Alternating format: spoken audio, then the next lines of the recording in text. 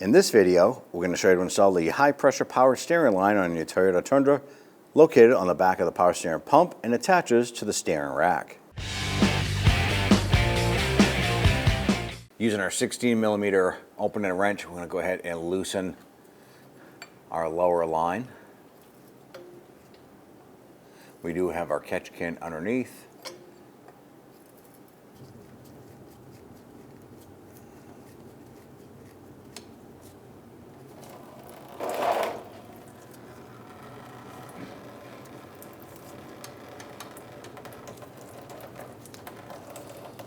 Now on the top here, there are two lines that run across the top of the steering rack, and normally there's a bracket there to hold it. It's probably going to be a 10mm bolt with a bracket holding the two lines. Ours is missing, and it's held in place with a tie strap. So we're simply going to use our cutters and remove that tie strap. You want to go ahead and separate that clamp. Okay, so we have our high pressure line and our return line now separated from the rack itself. And we have our clamp right here.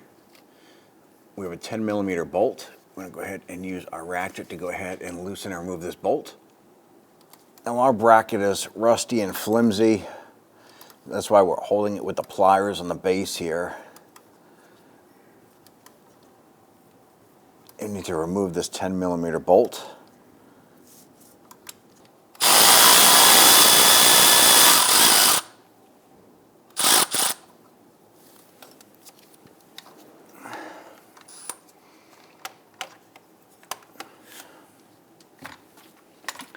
Now we should have two lines running through this here. We just happen to have one. So we're going to go ahead and remove that. If you have both lines, go ahead and separate those now. So on the top of our airbox here on the passenger side, I want to disconnect the sensor connector, push in on this little tab, pull this harness off, and then we're going to separate that. You can use a Phillips head screwdriver, or you can use a 10mm socket here to loosen up this hose clamp.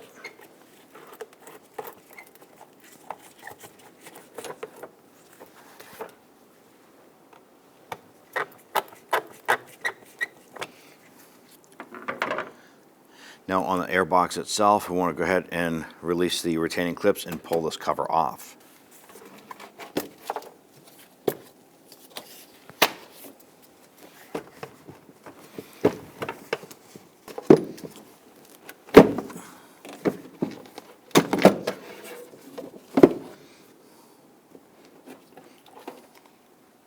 On the air intake base, there's going to be three 10mm bolts, one here, and then one over here, right between the back of the headlight and the box itself.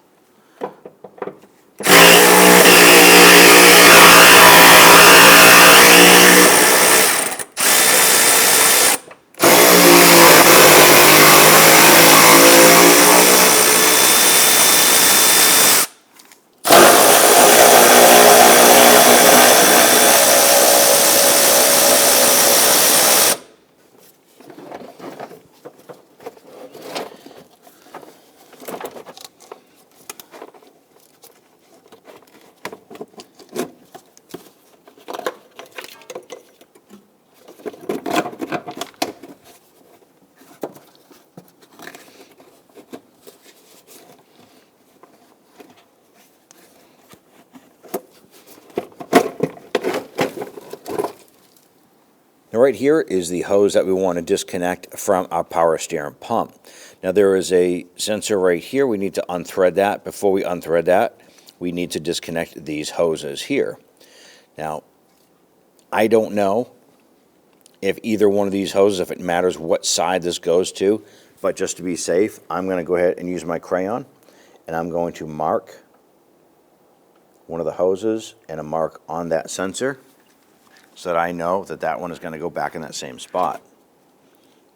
I'm going to rotate this up. I'm going to pinch this and slide that off and pull the hose off, and do the same on the other one. And just tuck those aside for now. Now I'm going to use a 17mm wrench. I want to disconnect this sensor.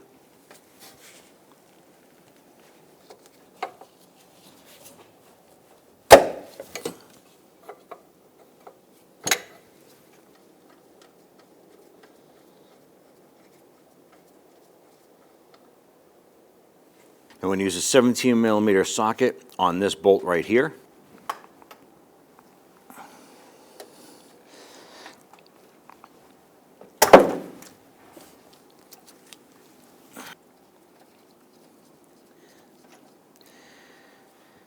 Now you may lose a little bit of power steering fluid from here. Now one of the key things you want to pay attention to, on the bolt side itself, there's going to be a washer here.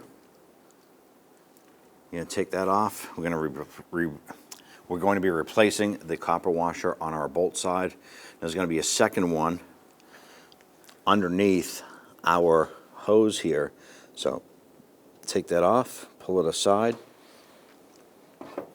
You can see the copper washer in here. Pop that off. Now we can remove the high pressure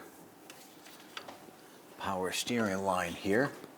And you might just have to guide the other end of the hose through the cradle area.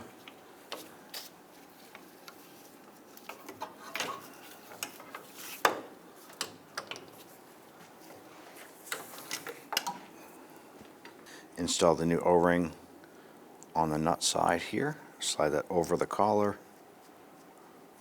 Feed it up underneath the side of the engine.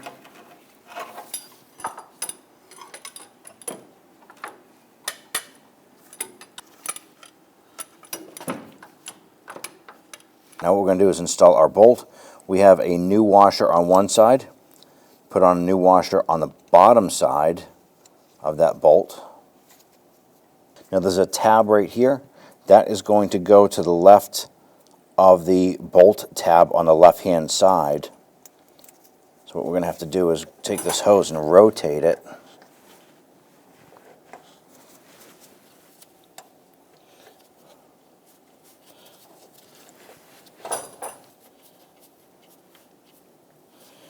Now we can torque this down to 34 foot-pounds.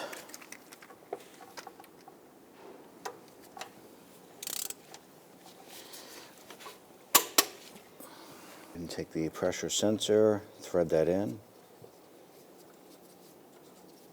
Use your 17mm wrench to snug this down.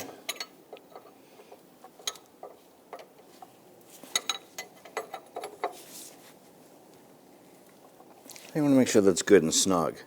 And we have our two hoses here.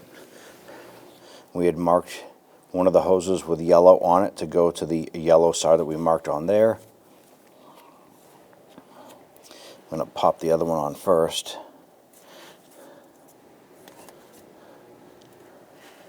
Put the clamp on, and then we'll slide this one on and position that clamp.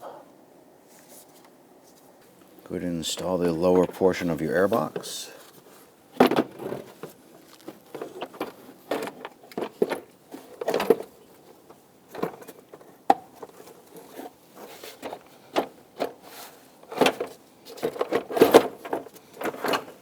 I'm going to get all three of these bolts started. Get them started by hand, and then we'll go ahead and snug those down.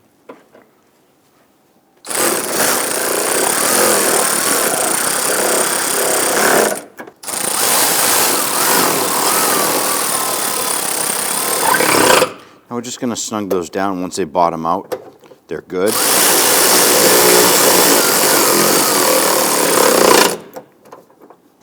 Go ahead and drop in the air filter.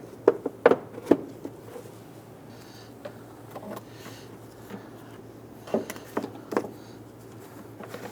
ahead and line this up. Install the hose.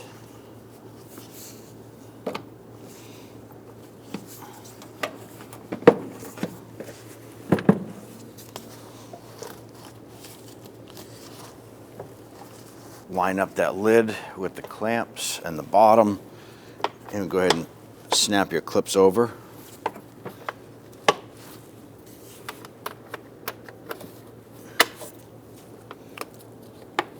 Grab your mass airflow sensor harness, connect that, and press the harness into the retainers.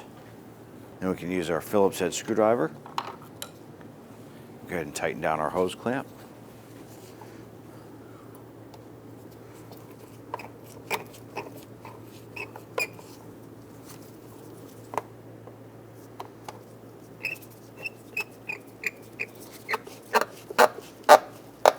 just want to make that snug. Airbox is secured. Now on the inside of the passenger side of the frame rail, we have our clamp here. We need to position our high power, high pressure line here, and then bring the cooler line over.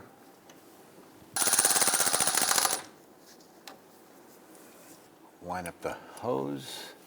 And you're just going to have to flex the unit around a little bit to go ahead and get that nut started.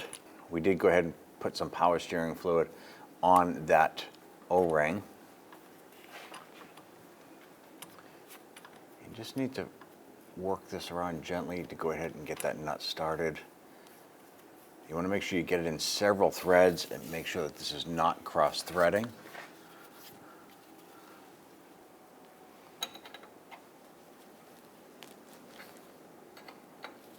And when these bottom out, you just want to make them good and snug. You don't want to over tighten them as you can crack the rack itself. So once it bottoms out, just give a little bit more. You know, at this point here, on the top of your passenger side of the steering rack, there's probably going to be a mounting bracket right above this line here. You want to go ahead and install that bracket, and that should support both of these lines in place. Ours was missing, so we're going to go ahead and find an alternate way to secure that, but go ahead and install your bracket. Go ahead and open up the reservoir cap. Using the appropriate fluid for this model vehicle, I want to go ahead and add this fluid to the reservoir. Now the hole is really small on the top unless you have a very small funnel.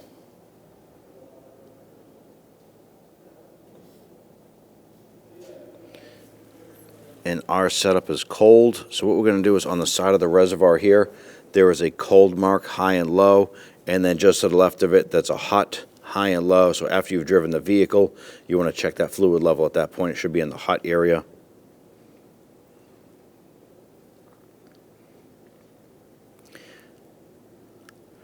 We're going to fill this to the cold on the high side.